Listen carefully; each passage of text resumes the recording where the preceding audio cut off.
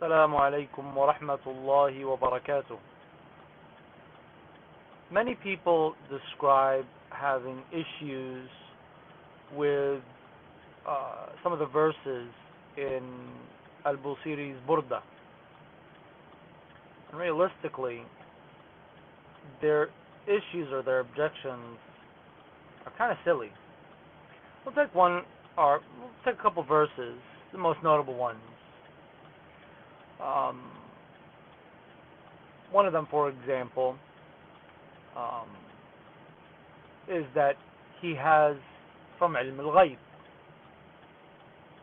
They object, they say, no, there are verses in the Quran that state that only Allah knows al-ghayb. Al-ghayb is a very broad term.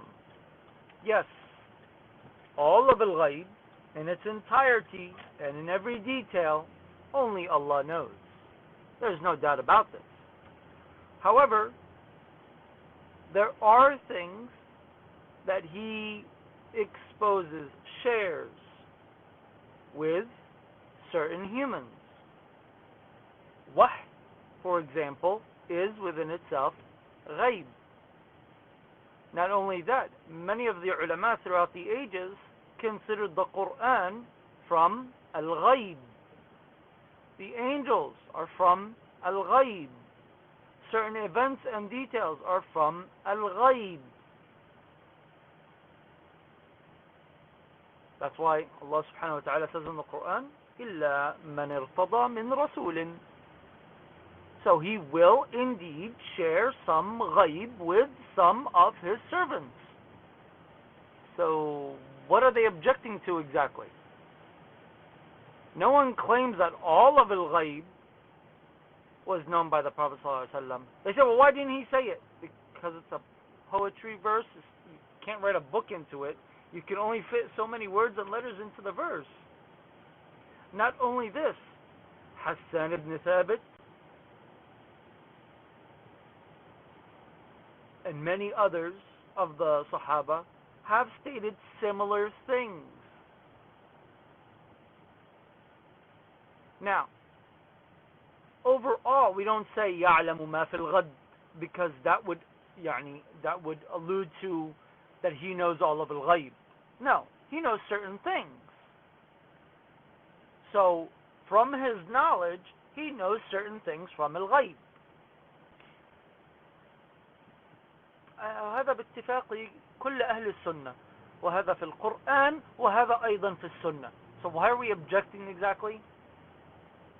You have Ghazwat Mu'tah, the Prophet ﷺ wasn't there and he's telling the people what's happening while he's not even there. How did this take place? There's many, many, many other examples to this. For Ghazwat Badr, he said, Fulan is going to die here, Fulan is going to die here, Fulan is going to die there. So, does he have some of ilm al-ghayb? The answer is قطعا يقينا نعم. Or else he wouldn't be a prophet or a messenger. So, those objecting to these verses, first point, they don't even know their creed, their theology correctly, because this is something that we all agree on. Jameel. Two, they don't know the verses, they do not understand usul fiqh, they do not understand lugha, they do not understand ilm in its entirety, so they hear the basics and they get excited. They have no idea what they're talking about. Another one is